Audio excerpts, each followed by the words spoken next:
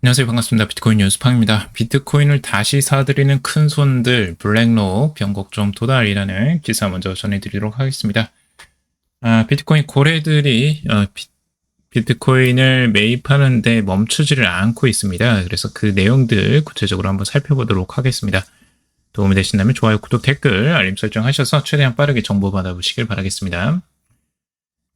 비트코인이 최근 이 디지털 자산 큰 손들의 주목을 계속 받고 있다라는 내용인데요.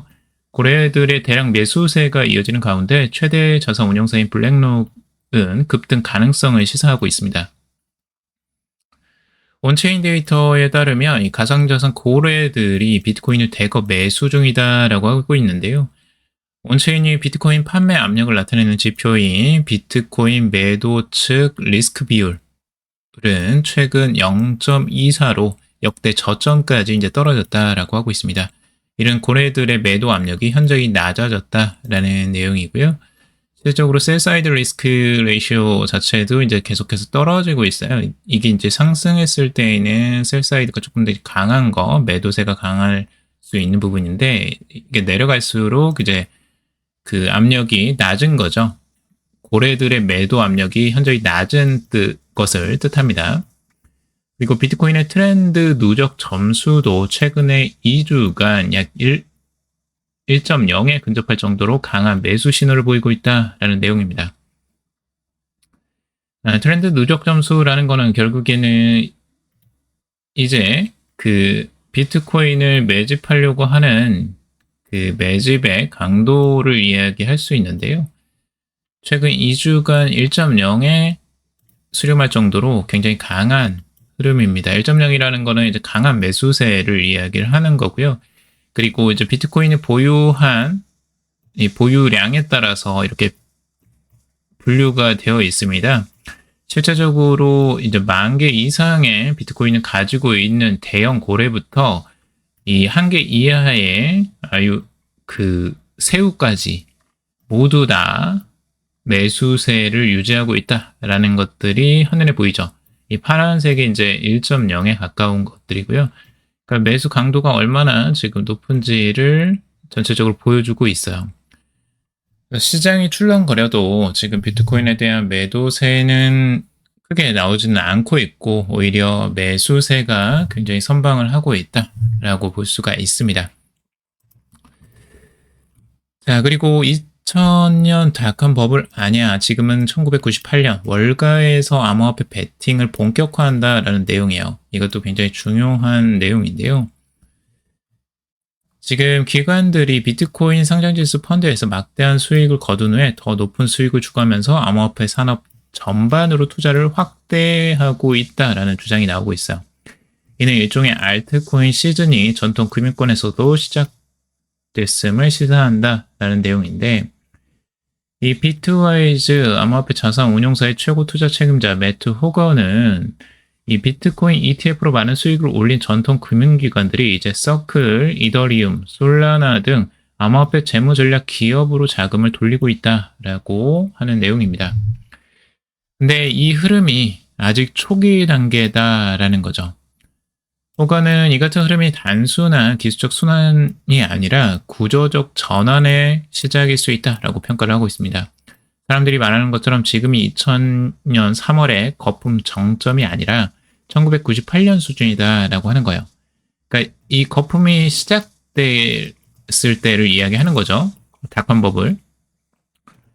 그러니까 끝점이 아니라 아직 시작점이다라고 하는 거고요. 전통 금융권에서는 이제 막 암호화폐 시장에 흥미를 갖기 시작했다라고 설명을 하고 있습니다. 여기서 내매일로 들어오는 암호화폐 관련 투자 요청이 폭발적으로 늘어나고 있다라고 하고 있고 비트코인이 향후 20만 달러까지 상승할 수 있다고 본다면 현재 투자 추세가 멈출 이유가 없다라고 강조를 하고 있어요.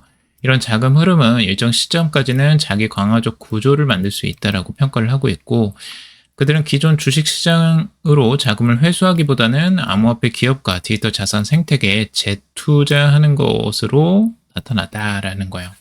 이것도 중요하죠. 그러니까 기존 투자, 이제 전통 투자 방식이라고 하면 잠깐 이제 들어왔다가 암호화폐 시장에 잠깐 들어왔다 수익 내서 바로 주식시장으로 다시 되돌아가는 게 일반적인데 전통 금융사들은. 근데 이 투자 패턴이 바뀌고 있다는 거예요. 그러니까 기존에 암호화폐 비트코인으로 수익을 벌었다면 다시 또 뭐 이더리움이나 다른 투자들을 또 대안들을 여기 안에서 찾고 있다는 거죠. 이러한 배경 속에서 이더리움 재무전략 기업과 그리고 솔라나 기반 기업에 대한 관심이 커지고 있고, 이거 이제 주식 시장하고도 연결성이 있습니다. 결국엔 이더리움 재무 전략을 하는 기업의 주식과 그리고 솔라나 기반으로 하는 기업의 주식들에도 관심을 갖는다. 일부는 이를 전통 금융계의 알트코인 시즌이다라고 표현을 하고 있고, 혹은 해당 트렌드가 단기 반짝 현상이 아니라 지속적 성장 흐름이 될 것이다 라고 전망을 하고 있습니다.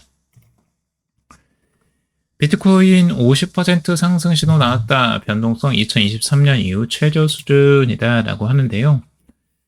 지금 비트코인이 30일 내재 변동성 지수, 이 BVIV는 이 40.84로 하락을 하면서 기준선인 45 아래로 떨어졌다라는 내용입니다.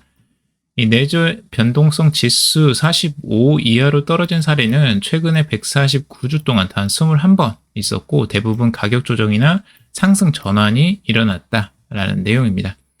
그러니까 변동성이 이제 그만큼 줄어들었다라는 걸 이야기하는 거죠. 그래서 2020년 말부터 매주 BVIV가 45 이하로 마감된 시기는 비트코인 가격 통합 또는 상당한 가격 반전 시기와 일치한다라고 합니다. 따라서 가격 패턴이 반복된다면 현재의 변동성 압축이 다시 한번 상승 돌파에 토대를 마련할 수 있다라고 보고 있고, 특히 BVIV가 마지막으로 이 최저점을 기록했던 2023년 9월에는 비트코인이 26,000달러에서 거의 50%나 상승을 했다라는 내용입니다. 온체인 데이터에 따르면 이 단기 보유자들은 계속해서 자신감을 나타내고 있다고 하는데요. 이 쇼텀 홀더들이죠. 실현 시가총액 감소는 현재 마이너스 8%로 신규 시장 참여자들이 관리 가능한 수준의 손실을 보고 있다라고 하고 있습니다. 역사적으로 이 구간은 돌파점이라기보다는 시작점 역할을 해왔으며 패닉이 제한적이고 매도세가 낮음을 시사한다라고 하고 있습니다.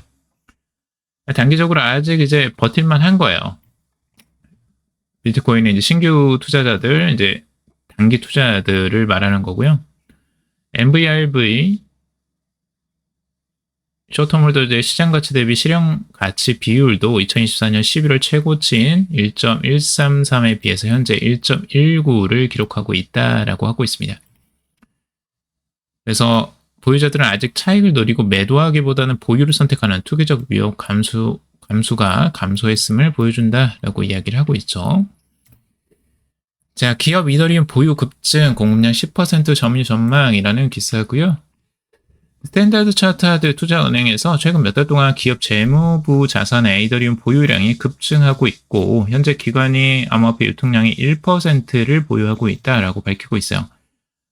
그러니까 전체 유통량, 암호화폐 유통량의 1%를 기관이 보유하고 있다라는 내용이죠. 그리고 이더리움 보유량이 현재보다 10배 증가해서 총 공급량의 10%에 도달할 것으로 예상을 하고 있습니다. 경쟁자들의 매수세가 현물 이더리움 상장지수 펀드로 빠르게 유입되고 있고, ETF 자체도 기록적인 수요를 지금 기록하고 있기 때문입니다. 자, 블랙록 비트코인보다 4배 많은 이더리움 매집, 기관 포트폴리오 변화 시도인가라는 기사인데요.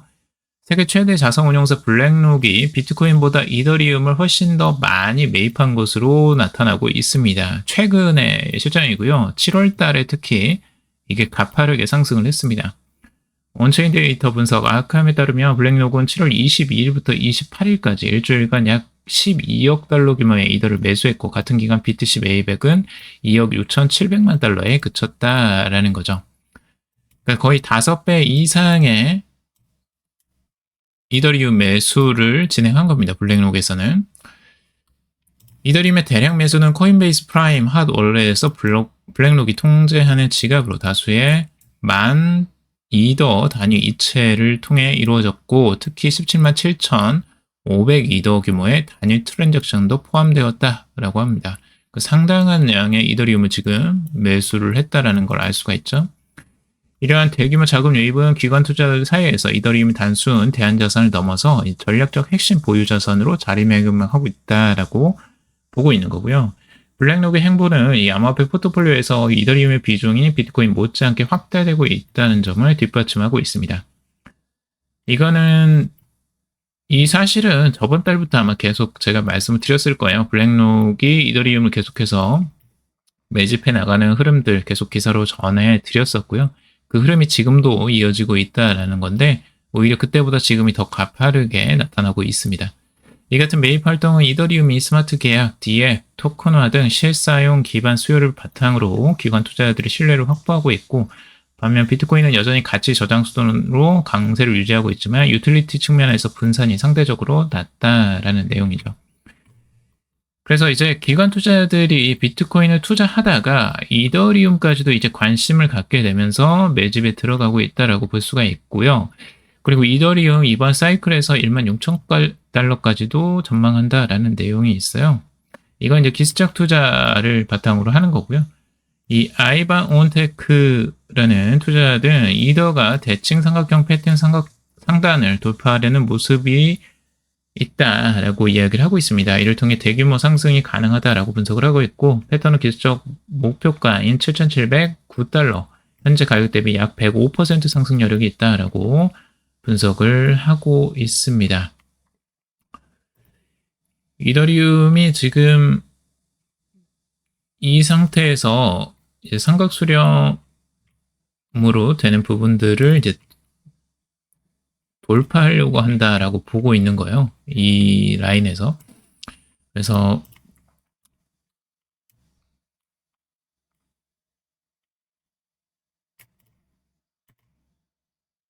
이런 식으로 이제 긋는 거겠죠. 그래서 이 추세가 지금 이제 깨고 올라가는 느낌으로 이렇게 이제 해석을 하고 있는데 과연 이게 이제 어떻게 진행이 될지 한번 지켜봐야 될 것 같고요. 실제 4,000달러, 저항선이 지금 4,000달러 선이 머물러 있죠. 아직까지 이 저항선이 뚫지를 못했기 때문에 이 저항선을 뚫느냐가 이제 중요한 고비일 것 같습니다. 그래서 그런 흐름들이 앞으로 나온다면 이더리움의 이제 좋은 흐름들 추가적으로 기대를 해볼 수 있다라는 기술적 분석들이 계속해서 나오고 있습니다. 이더리움이 생각보다 굉장히 강한 흐름들을 보여주고 있어요. 조정세도 크게 나오지 않고 계속해서 매수세가 받쳐주고 있으면서 지금 옆으로 횡보를 하는 모습들을 계속해서 보여주고 있죠. 단기적으로는 횡보세를 계속해서 이어가고 있습니다. 큰 조정세가 나오지는 않고 있어요. MACD 지표도 월봉 기준으로 강한 골든 크로스를 형성한 것으로 나타났다라고 하면서 과거 MACD 골든 크로스 이후 2020년과 2021년 사이에서 이더는 2000%, 2023년 4분기에는 130% 상승한 바가 있다라고 이야기를 하고 있습니다.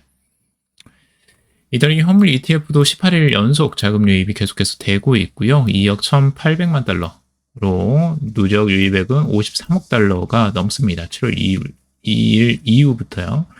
그리고 해당 ETF가 처음 출시된 2024년 7월부터 현재까지 총 유입액은 96억 달러 이상이라고 하고 있고요.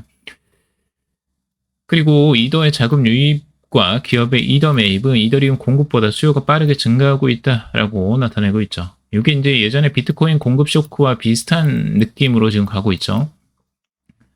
이더리움 연간 80만 이더를 발행하고 있는데 시장 수요는 200억 달러에 달하는 것으로 수급 불균형 가능성이 계속해서 대두되고 있습니다.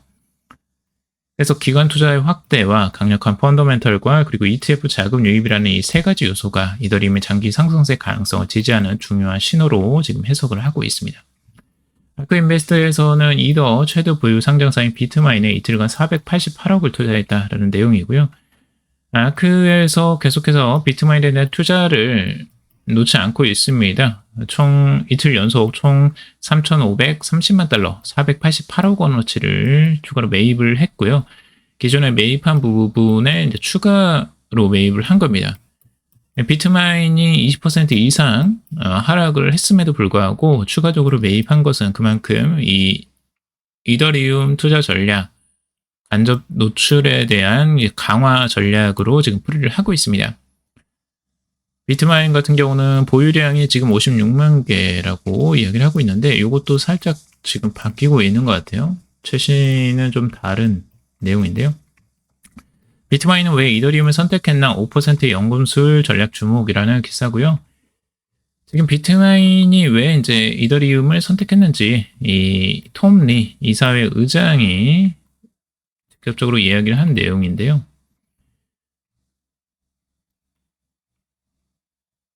이더리움의 이제 장기적인 이점을 여기서 이야기를 하고 있어요. 그게 이제 뭐냐면 이더리움의 이제 스테이블 코인 시장 확대와 향후 10년간 가장 중요한 거시적 투자 수단이 될 것이다라고 확신을 하고 있죠.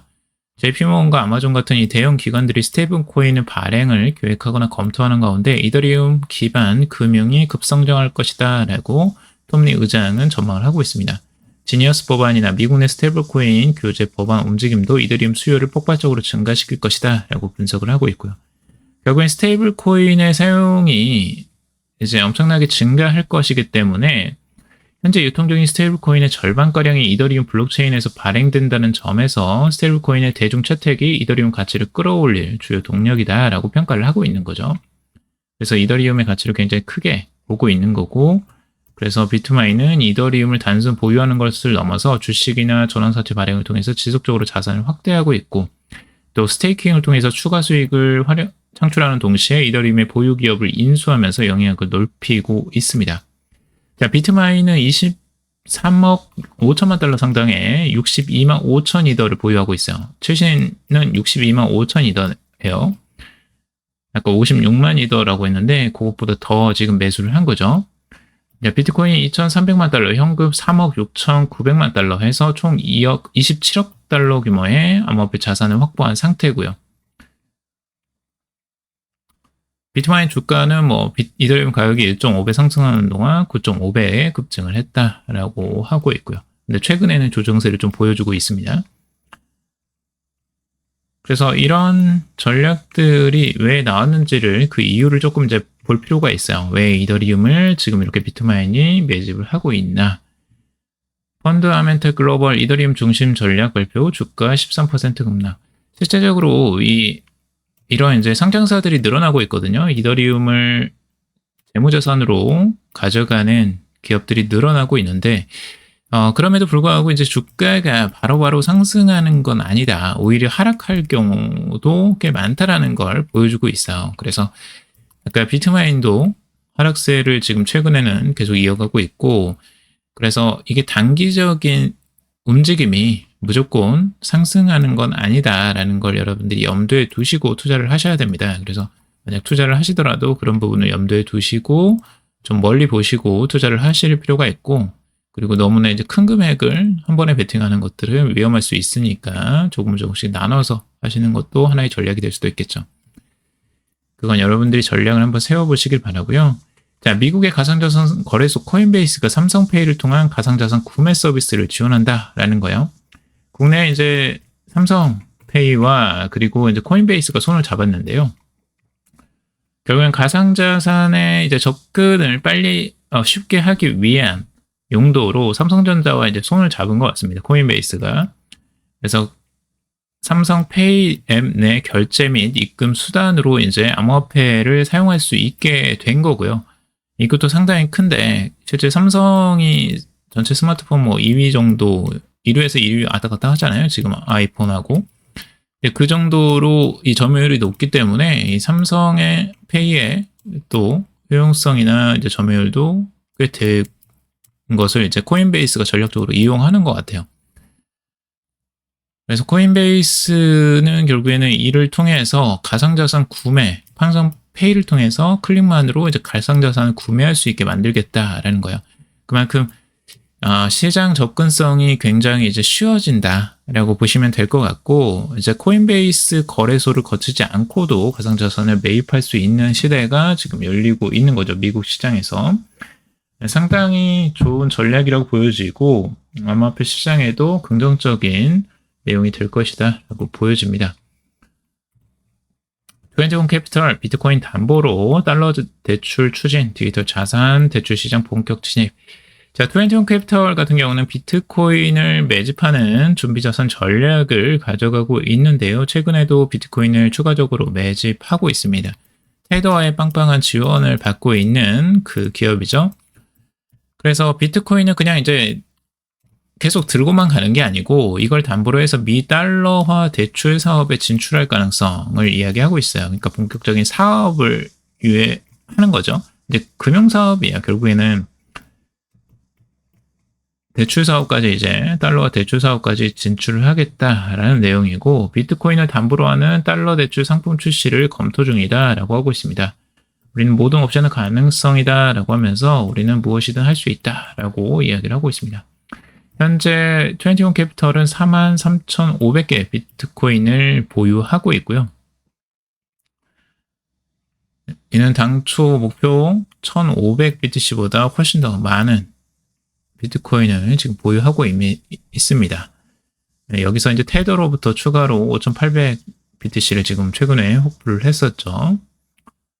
앞으로 이런 전략들이 계속해서 나올 것으로 보여지고 비트코인을 그러니까 디지털 자산을 단순 보유하는 전략을 이제 넘어서서 이제 대출, 스테이킹, 옵션 매도 이런 것들이 가능해지는 시대로 바뀌어가고 있는 거예요. 그래서 기업들도 이런 전략들을 보면 가만히 들고 있으면 이제 그 가격 상승에만 기대를 해야 되잖아요. 근데 이것들을 사업화하면 실제적인 그 정기적인 수입이 이제 새로 생기기 때문에 이렇게 되면 비트코인을 단순히 매도하면서 나중에 자금을 마련하고 이럴 필요가 없어지는 거죠. 그러면 계속해서 장기적으로 비트코인을 들고 갈 수 있는 거, 이더리움을 들고 갈 수 있는 힘이 생기는 거예요. 계속해서 수익이 생기기 때문에. 그래서 이런 수입으로 계속해서 유지를 할 수가 있으면서 장기 투자가 가능해진다라는 아주 긍정적인 내용이죠.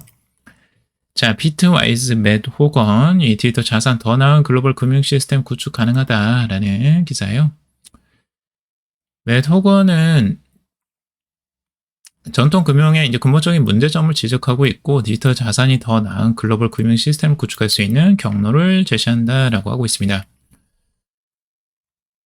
디지털 자산에 대한 잠재력을 무시하고 현재 금융 규제 구조에 지금은 안주하고 있다라고 이야기를 하고 있고 정부가 발행한 화폐는 꽤 훌륭하다라고 하면서 비트코인이 은퇴 계획에서 차지하는 역할이 의문시하고 있다라고 하는 건데 전통 금융사들이 이런 식으로 이제 평가를 하고 있는 거죠. 하지만 현 시스템은 실제로 훌륭하지가 않다라고 평가를 하고 있어. 0.07%에 불과한 예금 이자율.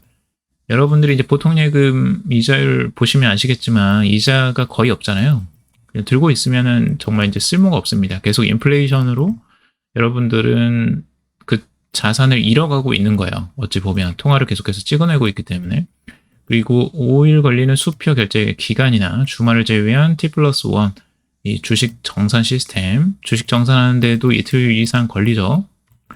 상당히 이게 시간이 너무 오래 걸려요. 그리고 높은 결제 처리 수수료, 그리고 자신의 평생 동안 약 80% 가치가 감소한 미 달러 구매력을 언급을 하고 있어요. 이게 꽤 훌륭한가? 라고 하면서 의문을 제기하고 있죠. 디지털 자산은 즉각적으로 거의 무비용인 결제가 가능하고 실시간 수익을 얻는 자산이고 숨겨진 수수료 없이 24시간 7일 내내 거래 가능한 글로벌 거래가 가능한 것을 이야기하고 있고 현재의 한계를 받아들이는 사람들이 너무 흔하다고 지적을 하면서 브로커 계좌가 시간 외에도 사용할 수 없는 상황들을 사람들이 당연하게 여기는 것이 놀랍다라고 하는 거죠. 암호화폐는 24시간 돌아야 가잖아요. 7일 내내. 그래서 이런 것들이 굉장히 편의성이고 앞으로의 미래의 금융이다라고 하는 거죠.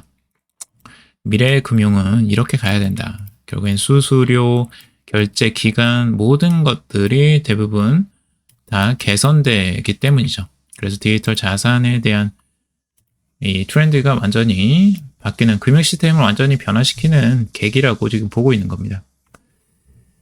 이더리움 재단에서 이제 이더리움을 매도한 사실에 대해서 이제 비판을 하는 기사인데요. 최근에 이제 이더리움 재단에서 25,833 이더를 매도해서 9,898만 달러를 현금화했다라는 내용이에요. 이걸 이제 재단에서 계속해서 매도하니까 왜 매도를 하느냐에 대한 이제 이야기인데 아무래도 이제 그 리플하고 좀 비슷하다고 좀 보여져요. 그러니까 실제적으로 이더리움 재단에서도 이제 여기에서도 비용이 들어가잖아요. 그러니까 그런 비용들을 충당하고 경비를 마련하는 용도일 가능성들도 꽤 높죠. 그래서 그런 부분들이 아마 있지 않을까라는 생각이 드는데 정확하게 그 이유를 밝히지는 않고 있어요. 대신 이더리움 재단에서 이제 다른 곳으로 장외 거래를 통해서 계속해서 전달을 하고 있는 거죠. 샤프링크 게이밍이나 이제 앞으로 비트마인이나 이런 기업들로 대부분의 이더가 이제 흘러 들어가고 있다라는 거. 그래서 이 매도세에도 불구하고 이더리움은 계속해서 공급 부족 사태를 겪고 있다라는 거. 그게 중요한 거고요. 그리고 비트코인 등 전략적 재원 마련을 추진 중이다. 백악관이 이런 이야기를 하고 있는데 백악관에서 보고서가 나왔는데요. 비트코인을 지급준비금으로 추구와 확보하는 방안을 마련할 것이다 라고 공식 발표를 했다라는 내용이에요. 비트코인을 대외 지급준비금 자산 일부로 편입하는 구상을 밝히고 있고 재무부와 상무부가 추가 확보 전략을 공동 수립할 것이다 라고 하고 있습니다. 그러니까 비트코인을 결국에는 이제 금, 외환 등 동등한 성격의 준비 자산으로 관리하겠다라는 게 미국 정부의 정책적 의지다라고 보고 있는 거예요. 결국에는 비트코인은 어떻게 해서든 이 자산으로 들어갈 가능성이 높다고 보여지고요. 아마 대외 지급 준비금 자산 정도로 비트코인이 들어가지 않겠느냐라고 전망이 됩니다. 파월의 매파적 발언 때문에 잠시 출렁임이 있었어요. 비트코인이 16,000달러 선까지 잠깐 출렁임이 있었음에도 불구하고 모든 것들을 다 회복을 해버렸습니다. 그래서 굉장히 빠르게 회복하는 흐름들을 보여주었고 이렇게 하락했다가 다시 한번 금방 올라오는 흐름들을 보여주고 있죠. 이 파월의 이제 매파적 발언 때문이라고 이야기를 하는데 관세 인상이 물가를 끌어올리고 있다라고 하면서 단기 인플레이션 기대 지표들이 상승을 했다라고 하고 있습니다. 연준이 금리를 인상하지 않음으로써 인플레이션을 눈 감아주고 있다라고도 볼 수 있다. 이렇게 밝혀서 오히려 금리 인상이 필요한 시점을 시사하고 있다라는 내용 때문에 출렁임이 있었다라고 합니다. 하지만 그럼에도 불구하고 비트코인은 굉장히 그 자리를 잘 지켜주고 있습니다. 그래서 지금 흐름들 이더리움도 그렇고 비트코인도 그렇고 출렁임이 조금씩 나오고 있지만 바닥에서 계속해서 매수세가 나오는 흐름들, 좋은 흐름들 이어가고 있습니다. 자, 오늘 여기까지 정리해봤습니다. 여러분들 도움이 되셨길 바라고요. 도움이 되셨다면 좋아요, 구독, 댓글, 알림 설정하셔서 최대한 빠르게 정보 받아보시길 바라겠습니다. 투자에 관련된 정보들 참고사항일 뿐이고 조언이 아니니 투자하실 때 여러분들 스스로 꼭 판단하시고 결정하시길 바라겠습니다. 금일도 방송 틀어주셔서 감사합니다.